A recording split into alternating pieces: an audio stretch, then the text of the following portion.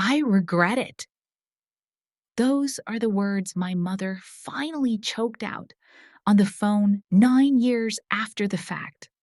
But on the night they kicked me out at 15, the only thing she felt was satisfaction. She smirked as she made her prediction.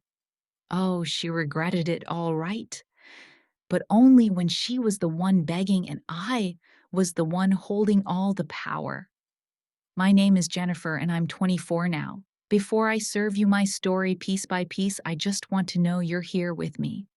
If you are here, just say, listening in the comments, or let me know what city you're in. It means the world knows how far a single voice can travel.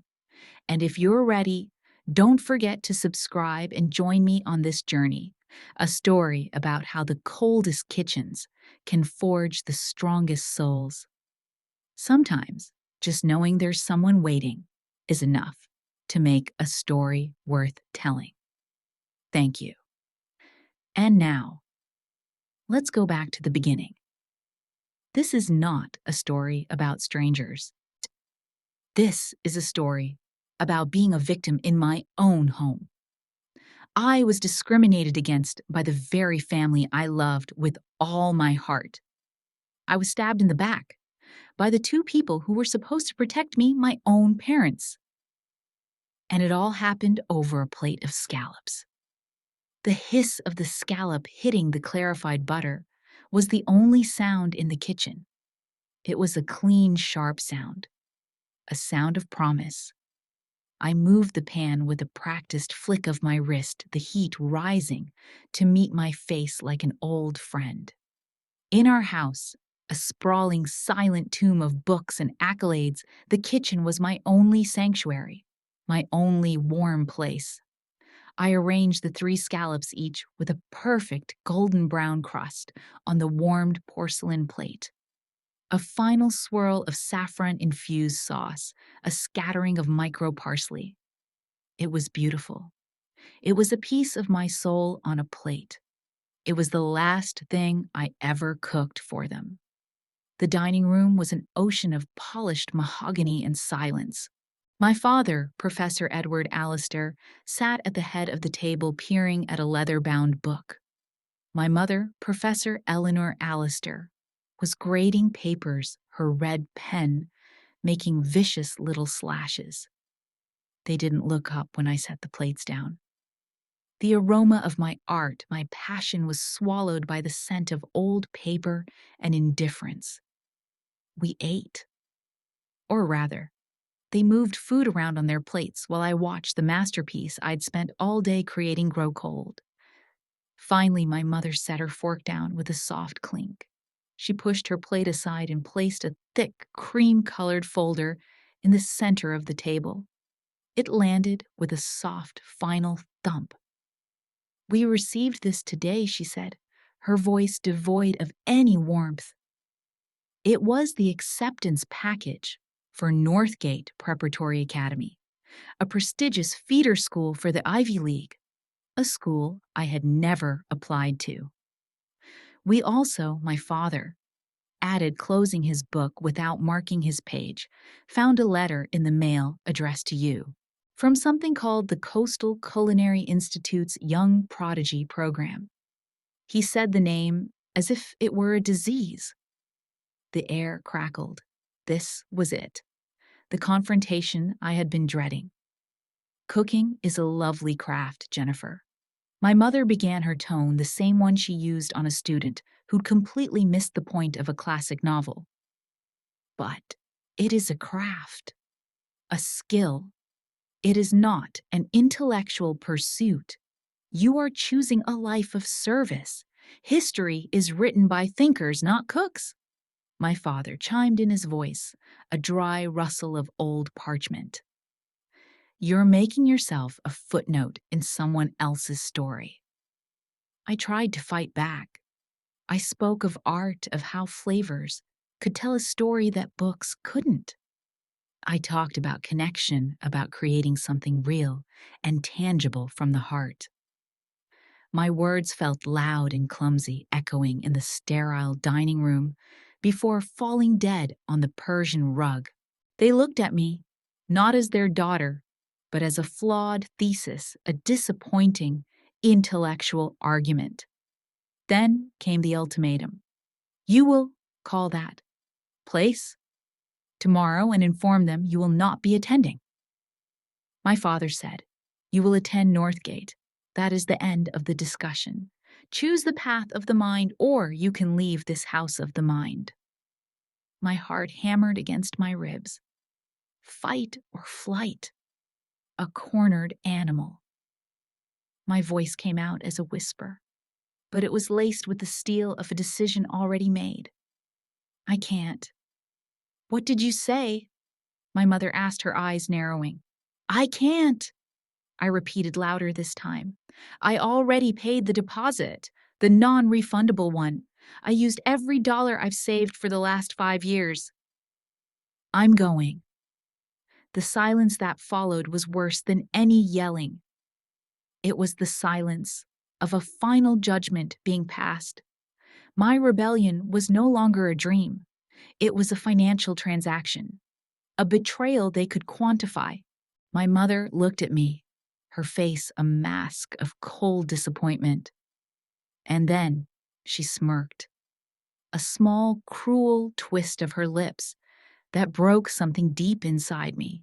You'll be back begging in a month. My father said nothing. He simply walked to the grand front door and held it open. I stumbled from the table, ran upstairs, and threw what little I could into a duffel bag. When I came back down, he was still there, a silent sentinel, guarding the exit to my former life. As I stepped out into the perfectly manicured night, he didn't slam the door. He closed it slowly, deliberately. My father closed the door and the lock clicked shut on my entire world.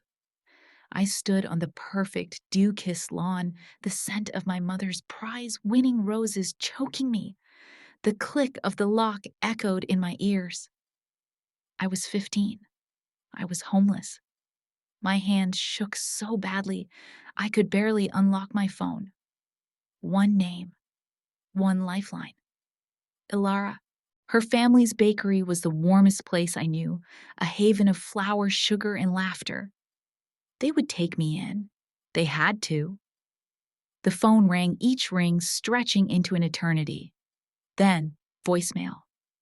My heart sank. I left a frantic, whispered message, my voice cracking. A minute later, my phone buzzed with a text. Jennifer. Oh my God. We're at the National Baking Convention. Won't be back for 3 days. Where are you? I stared at the screen, the words blurring through my tears. The one safety net I thought I had was gone. My plan A had just evaporated into the cold night air. I couldn't stay here. I couldn't bear the thought of my parents seeing me huddled on their lawn in the morning. I walked to the end of the block and caught the last bus of the night, paying the fare with a crumpled bill from the $80 in my wallet. I didn't know where it was going, only that it was going away. The bus ride was a journey through worlds. We left the pristine, tree-lined streets of the University District with its silent, imposing houses and descended into the grit and grime of Port Alistair's belly, the harbor. The air changed, growing thick with the smell of salt diesel and fish. Foghorns moaned in the distance. I got off at the last stop and found myself in a world of peeling paint, flickering neon signs, and the low thrum of music coming from waterfront bars. Using a chunk of my precious cash, I paid for a room in a dingy motel above a loud tavern. The room smelled of stale beer and desperation. A single fluorescent light hummed and flickered overhead, casting long dancing shadows on the stained carpet. I locked the flimsy door and slid the chain into place. Leaning against it, I finally let myself slide to the floor. I opened my duffel bag. A few changes of clothes, a toothbrush, and underneath it, all my one true possession, a worn, leather-bound journal. My recipe book. I pulled it out and hugged it to my chest. Its familiar weight, a small anchor in a terrifying new ocean. It was more than just recipes. It was proof. Proof of who I was. It was the only thing they couldn't take from me. And then the panic hit. A cold, crushing wave. My heart hammered, my breath hitched. The walls of the tiny room seemed to close in. I was a 15-year-old girl, alone, in a strange, dangerous place, and absolutely no one in the world knew where I was. The next 2 days were a special kind of hell. I survived on cheap crackers and tap water, hoarding my dwindling cash as if it were the last food on earth. I spent the daylight hours walking the chaotic, vibrant streets of the harbor, watching the fishermen haul in their nets, their faces weathered and real. The raw energy of the place was terrifying, but it was alive in a way my parents' house never was. On the third day, hunger gnawing at my stomach, I saw it. A piece of cardboard taped to the grease-stained back door of a restaurant tucked away in an alley. The words were scrawled in black marker, "Dishwasher wanted." The place was called the Gilded Anchor. It looked anything but gilded. I pushed the door open and stepped into chaos. It was the middle of the lunch rush. The air was thick with the smell of garlic, hot oil, and sweat. A symphony of clanging pans, sizzling food, and shouting men filled the space. A huge man, his forearms a roadmap of burns and scars, was screaming at a terrified-looking line cook. This had to be the chef. He saw me hovering by the door, a deer in the headlights.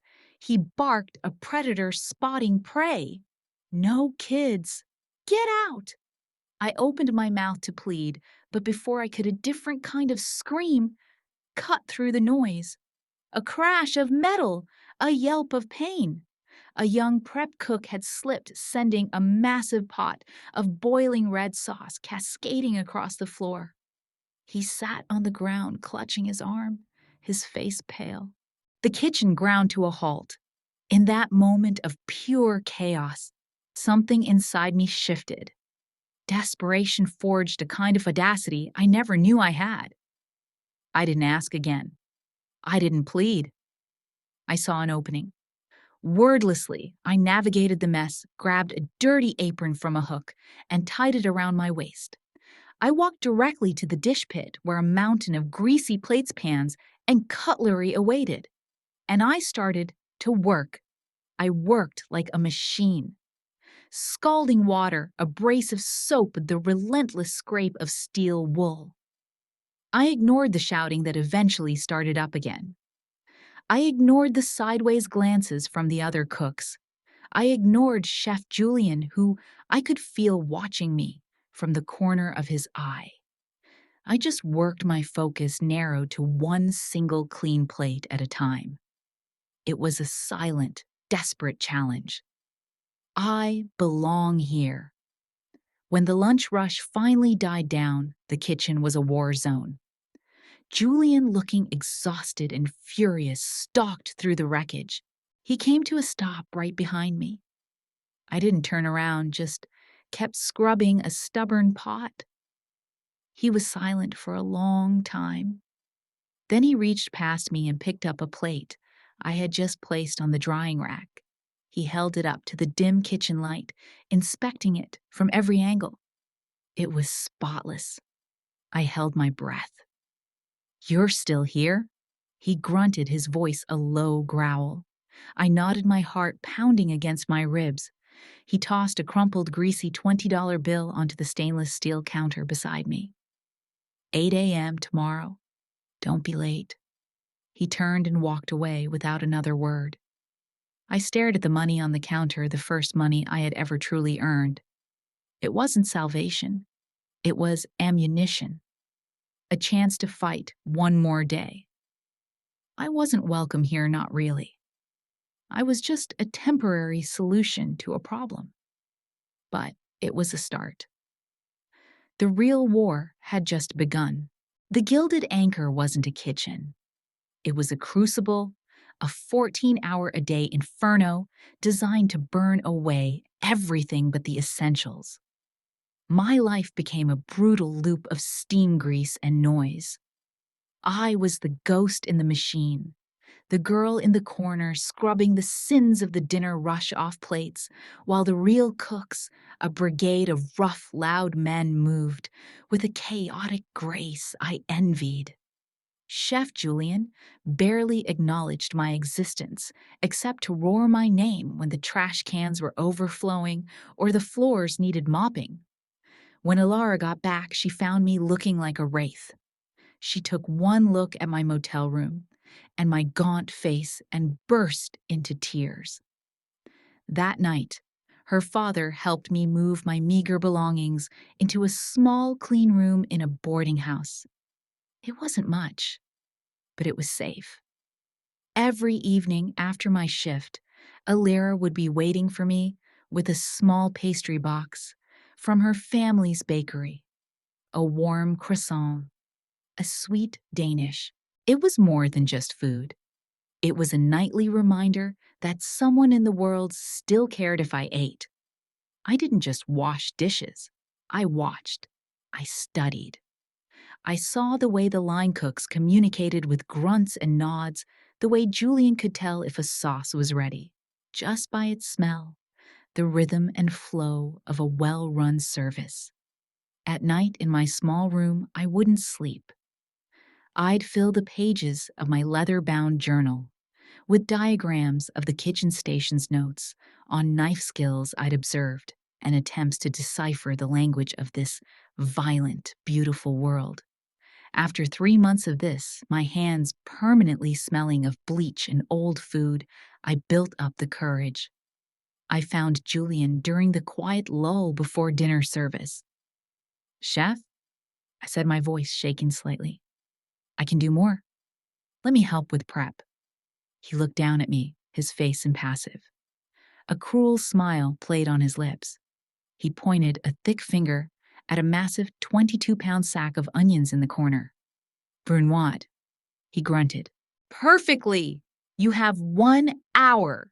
It was an impossible task, a test designed for failure. The entire kitchen fell silent, the cooks leaning against their stations to watch the show. My humiliation was to be their entertainment. I gritted my teeth, hauled the sack to a clear corner of a steel table, and picked up a knife.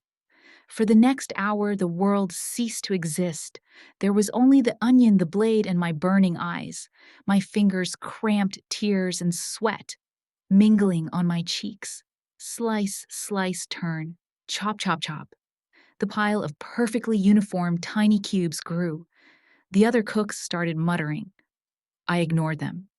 I finished with seconds to spare my hands, numb the smell of raw onions seeping into my pores. I had done it. I had proven myself. Julian walked over, scooped up a handful of the diced onions, and let them fall through his fingers. He didn't offer a single word of praise. He just grunted, then jerked his head toward the prep stations. "From now on, you clean this section." I had escaped the dish pit. But as I moved my things to my new station, I felt the cold stares of the other cooks. I wasn't one of them. I was just the kid who got lucky. The real fight, I realized, had only just begun. The next 3 years were a blur of fire and steel. With the help of Alara's family, I went through the long, arduous process of legal emancipation. At 16, I was officially an adult in the eyes of the law, a child in every other way. I moved out of the boarding house and into a sprawling, dusty loft apartment above an old laundromat with 2 other artistic souls running from their own family ghosts, a musician named Kai and a painter named Maya. Our home was chaotic, perpetually smelling of turpentine and reheated takeout, but it was warm. It was ours. They were my real family. At the restaurant, Julian slowly, grudgingly let me climb. From prep cook to guard manger, then to the fish station. He would give me small tests, a new ingredient, to identify a sauce, to balance his only feedback, a non-committal grunt that I learned to interpret as high praise.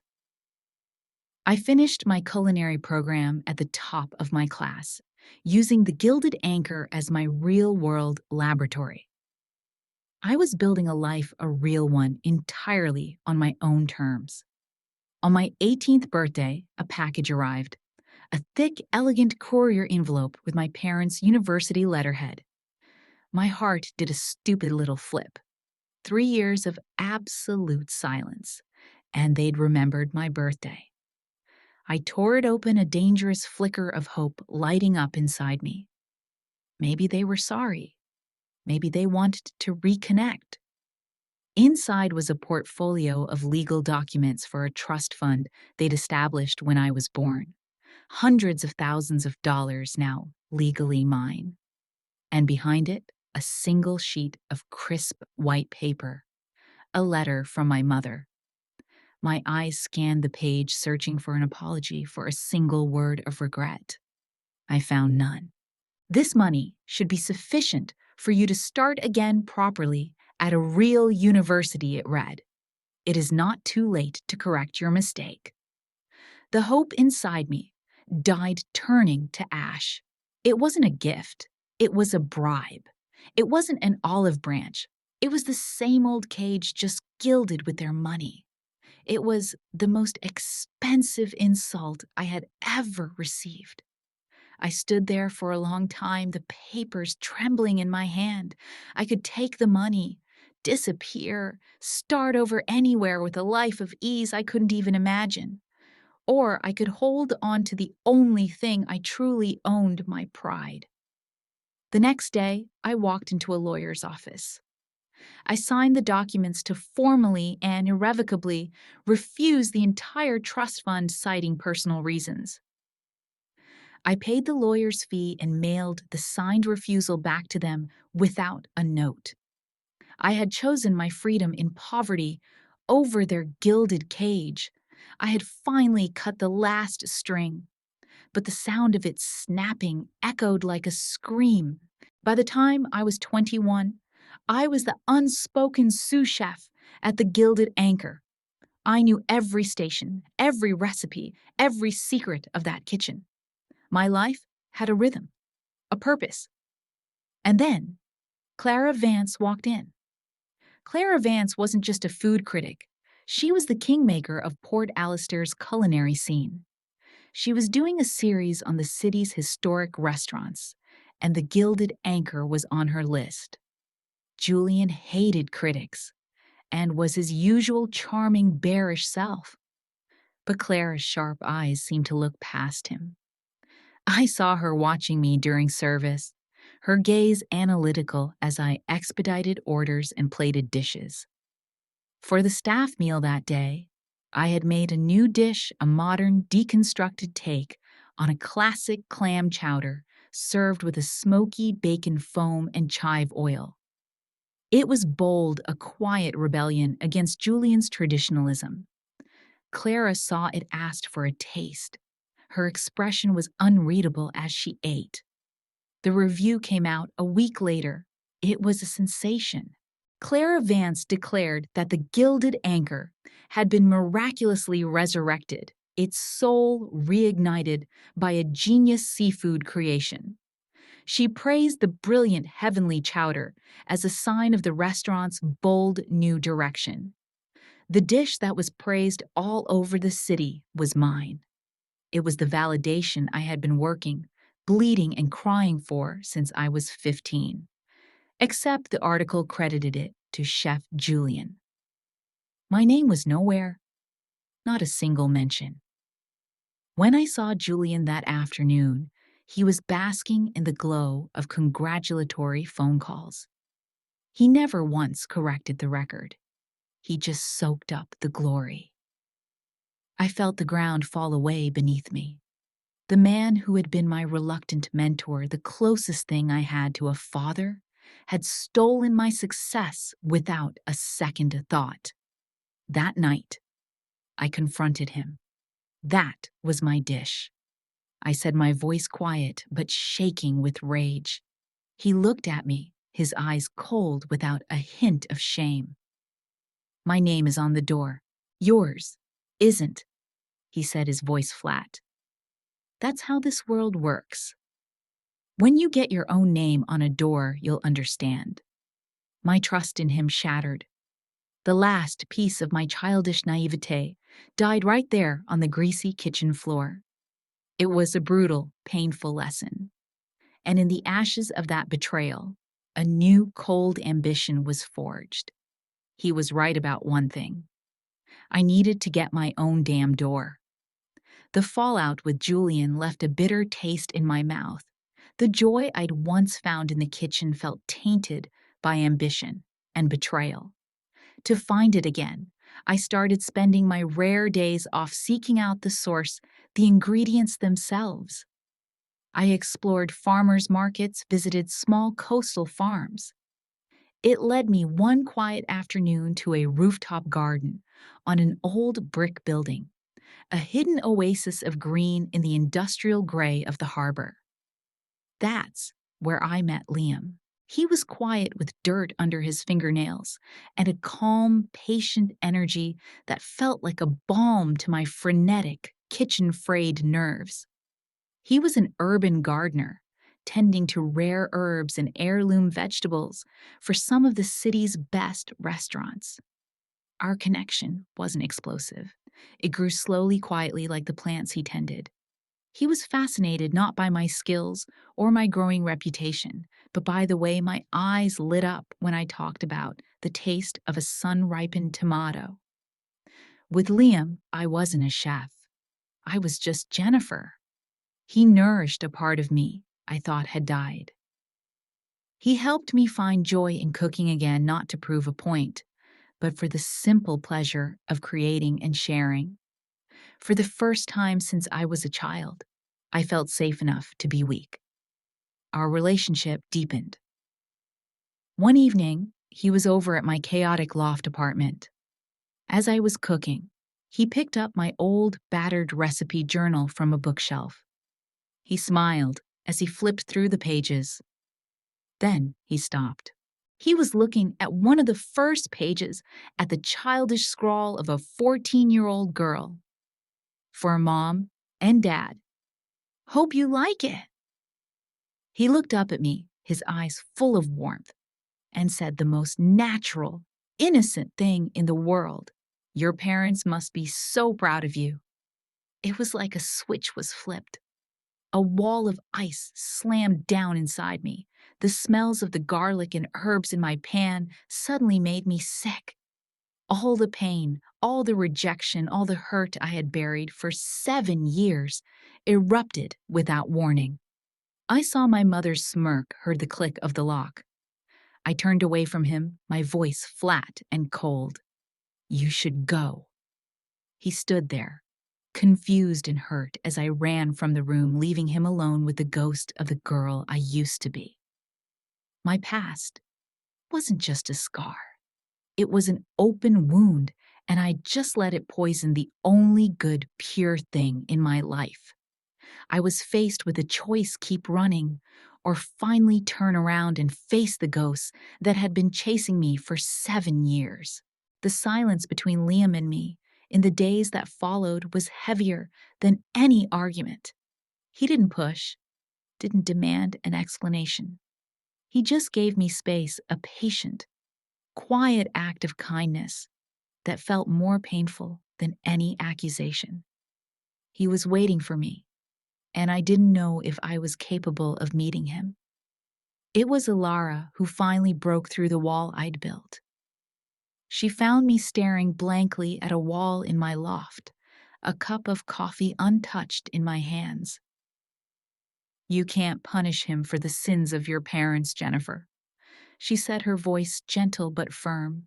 You can't build a fortress around yourself forever. Sooner or later, you'll realize you're not keeping anyone out. You're just locking yourself in." Her words hit their mark. That night, I called Liam. I asked him to meet me not at the loft, not at his garden, but at the Gilded Anchor, long after the last customer had gone and the cooks had left.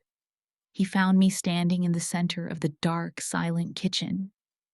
This was my sanctuary, my crucible, the place where I had been forged. Under the dim glow of a single service light, surrounded by the cold steel of my trade, I finally told him everything. I told him about the scallops my mother's smirk and the clean, quiet click of the deadbolt. I told him about the first night in the motel, the impossible test with the onions, the poisoned olive branch of the trust fund, and the stolen glory of the seafood chowder. I laid the scars of my past out for him to see, not for pity, but for understanding. When I finished, my voice raw, he didn't wrap me in a hug or offer empty platitudes. He simply took my hands in his turning them over to look at the landscape of pale, silvery scars from years of burns and cuts. "They didn't break you," he said, his voice soft but sure. "They forged you." He wasn't looking at a victim. He was looking at a survivor. He was seeing my strength, not my wounds. And in that moment, the fortress I had built around my heart finally crumbled. Our relationship wasn't just repaired, it was rebuilt on a foundation of truth stronger than steel. 2 years passed. I was 24. Life with Liam was a quiet joy, a different kind of nourishment that healed me day by day. At the restaurant, I was Julian's undisputed second in command, but I was restless. I had hit the ceiling. The need for my own door, my own name, was a fire in my gut. Then the opportunity came. The Caspian, a small, iconic bistro in Port Alister's historic district, went up for sale. It was legendary, but failing a beautiful ship sinking slowly. It was my dream. I didn't have the money, not even close. But I had a plan. Liam and I spent weeks hunched over spreadsheets building a business proposal. He connected me with local growers and suppliers who trusted him, securing partnerships that would form the backbone of my vision. Finally, with a detailed plan in hand, I did the hardest thing of all. I went to Julian, not to ask for money, but to offer him a piece of my future, a minority partnership as a consultant. He listened in silence, his stony face giving nothing away. He read every page of my proposal, his eyes scanning the numbers. I expected him to laugh. Instead, after a long, tense silence, he looked at me. "All right, kid," he grunted. "I'm in. On one condition. You fail, you come back here. You work for me for 5 years. No pay." I didn't hesitate. Deal. I had his backing. The relief was so intense it almost brought me to my knees. But then he continued, "To make this work, you need a major backer. I know a guy. He's on the board of a private equity firm. Cold bastard, but sharp with numbers. Used to be some big shot professor before he got into business." Julian shuffled some papers on his desk. "His name is Edward Allister. I can set up a meeting." The name hit me like a physical blow. The air rushed out of my lungs. The one path to my dream, the future I had fought and bled for, was a road that led directly back to the man who had thrown me out onto the street. I was still reeling from Julian's revelation when the email from Alara arrived. The subject line was just a single question mark. Attached was a scanned PDF. A distant aunt had forwarded it to her. It was the annual Allister family Christmas letter. My mother's voice narrated the page, a masterpiece of passive-aggressive prose. It spoke of a challenging but rewarding year, of my father's brave transition from the world of academia to the fast-paced arena of business and of the temporary financial trials that came with such a bold new venture. Then I reached the final paragraph, the kill shot. And through it all, we are so immensely blessed by the quiet, steadfast support of our daughter Jennifer. Her success in her chosen field, while unconventional, has become a pillar for us in these trying times. Family truly is everything. I read it once, then twice. It was a lie. A staggering, audacious lie. I hadn't spoken to them in 6 years. I hadn't given them a dime. This wasn't a clumsy attempt at reconciliation. It was a strategic move. They were publicly claiming me as their successful, supportive daughter to create social pressure, to corner me, to shame me into compliance before the business meeting that would decide my fate. The pain I expected to feel was absent. In its place was a white-hot, clarifying rage.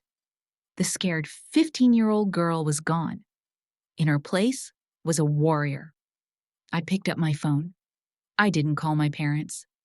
I called the main line of my father's equity firm. I'd like to schedule a meeting with Mr. Allister. I said, my voice calm and even. And your name? The secretary asked. Tell him. I said, letting a beat of silence hang in the air that the chef behind the famous seafood chowder from the Gilded Anchor wants to talk business. We met on their turf, the quiet, sun-drenched cafe inside the university library where they had spent their careers. The air smelled of old books and espresso. They looked older, smaller than I remembered, etched with a subtle desperation. They started with stilted pleasantries, but I cut them off by sliding the printed-out Christmas letter across the table. My mother flinched. I didn't raise my voice. I didn't need to. My words were cold, sharp, and precise. I laid out the facts of the last 9 years, the night they threw me out, the motel room, the endless shifts, the trust fund bribe, and now this public lie. For every lofty intellectual reason they had given for my exile, I gave them a physical truth in return. I showed them the scars on my hands. These are my diplomas, I said quietly. Finally, they broke. The carefully constructed facade of academic superiority crumbled, revealing the pathetic truth. My father had been forced into early retirement. Bad investments had wiped them out. They were drowning in debt. The meeting I was supposed to have with my father wasn't just about my restaurant. His firm would only invest if he brought in the deal, and the commission from that deal was the only thing that could save their house from foreclosure. My success wasn't just a convenience. It was their last, desperate lifeline. The irony was so thick I could taste it. My mother's prediction from 9 years ago echoed in the silent cafe. Someone was here begging. It just wasn't me. I looked at these two strangers who had given me life, and then taken it away, and I laid out my terms. First, I said, my voice steady, I'm buying the restaurant without your firm's involvement. I've already secured other backers.